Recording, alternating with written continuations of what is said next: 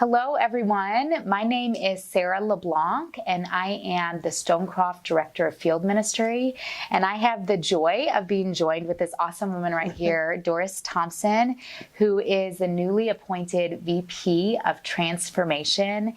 And we were asked to come and just share a little bit more about transformation and our transformation team. And so that's why we're here today. So Doris, as we're thinking about this word transformation, can you tell me, what does transformation mean to you? Yes.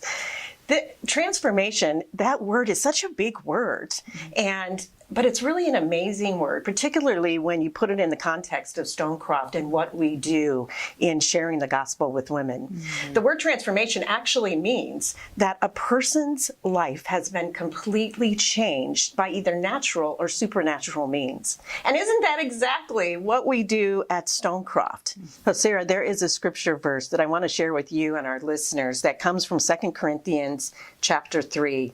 And this is what it says. It says, "But whenever anyone turns to the Lord, the veil is taken away. Now the Lord is a spirit, and where the Spirit of the Lord is, there is freedom. And we who with unveiled faces all reflect the Lord's glory are being transformed into his likeness with ever-increasing glory, which comes from the Lord." What I love about that scripture verse is that we are in the ministry of unveiling faces, that the Lord unveils the faces of this unbeliever to become a follower of Jesus Christ. And in that process, we are actually being transformed into his likeness. And I just find that just to be so amazing. And I know that each of us has a transformation story of our own. I just wanted to share just a little bit of mine, if that's okay. I became a Christian and a follower of the Lord in my 30s. So I was an adult. And it was really just an amazing transformation story for myself. But also, the very first person that I was able to share the Lord with was my dad.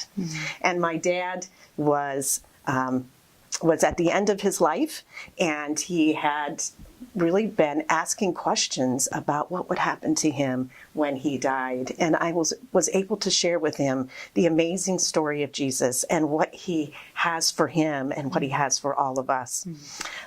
Sarah, tell me more about your transformation story. Do you have one? Yeah. Well, I think about a number of years ago, there was a young woman that my husband met at work, and he connected with her and invited her to church, also to come meet me. And that first Sunday, I remember her walking straight up to me, and she was like, "Let's have coffee." And I was like, "Let's do it." And so we went to coffee, and we sat at this coffee shop probably for an hour and a half, 2 hours, and just listened to her story. And I remember walking away from that conversation just being heartbroken at her story and the things that she had walked through, and also feeling this great sense of, oh Lord, I don't know what to do with this. Who am I? How can I minister to her? And it was just so beautiful that over the course of the next 3 years, I was able to watch her begin a relationship with Jesus and grow. And a lot of the wars and challenges from that first day, just watch God transform those things in her life. I mean, relationships and family and finances and calling, just these beautiful things that God did in her life. And I remember after 3 years, God was calling us to a transition and a move. And I remember praying, and God really specifically leading me to say, "You're in someone else's shoes right now, and I need you to move so that someone else can be transitioned." And I really felt like he was speaking specifically about this young woman. And so it was just beautiful to watch that transformation in her life and to be an onlooker and be used of God in a small way to walk with her with that. And I think of that as I've met so many Stonecroft volunteers and hearts. Like, there are so many transformation stories of women that are a part of our ministry that are invested in the lives of women. And that's what makes me so excited about this word transformation and our transformation team. And I think it would be great if you could share with us just a little bit more about what is the transformation team? What does this mean? How did this come about? Sure. Thanks, Sarah. Yes, the transformation team just came about in the last couple months. We have a field team, and as Sarah leads our field team, we also have had an outreach department team, which is the department that creates the resources and the training and some of the Bible studies that our leaders utilize. And then, of course, we have our awesome ministry support that many of you leaders call and contact our team here, and they assist you with any questions that you have or needs or resources that you have. So what we have done is we've actually combined those three departments into this amazing transformation team. And we're so excited because we really believe us coming together is a way to better support and equip our leaders out in the field. Yes. So Sarah, tell us a little bit about how you see this transformation team being able to support our leaders out in the field. Yeah, absolutely.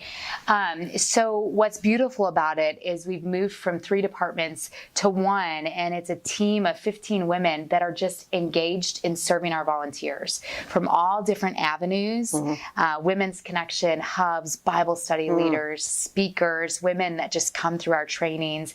And I'm just really excited that our numbers have grown in essence, that there's more individuals at Stonecroft that are able to serve you. And really, we believe that the transformation team, yes, there's a staff, but you're a part of our transformation team. We have thousands of volunteers around the country, and you're a part of it. And so we want to come alongside you and rally with you. That is a theme word for this year that our CEO has casted a vision in front of us for, the term rally. We really want to come alongside and rally volunteers together in gospel ministry because it's hard work. I know in my relationships with women that don't know the Lord, there's some hard mountains to climb, and I need people that pray with me, that come alongside me, that can work with me. And so our prayer is that with this transformation team, you have even more increased support than what you've experienced. So Doris, can you tell us what you're most looking forward to this year?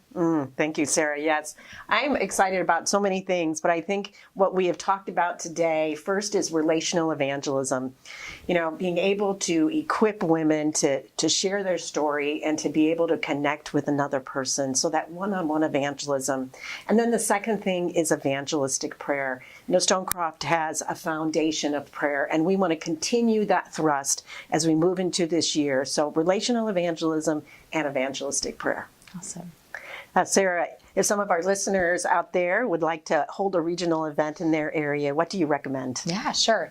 So the first thing I would recommend is contact your field director and let them know that you're planning on a regional event. They can resource you, connect you to training, and then also let us know by registering online that you'll be having an event, and our ministry support team will also be connecting with you and sending you information, and we'd love to get it on our calendar so we can plan for either Naomi, Doris, or I to be there. But we're looking forward to it. We're behind you. We're so excited for your regional event. Wonderful. Well, thank you so much for joining this conversation with Sarah and I. We so look forward to seeing you this year. And we also want to give our sincere thank you for all that you do to serve the Lord through Stonecroft Ministry. Bye-bye.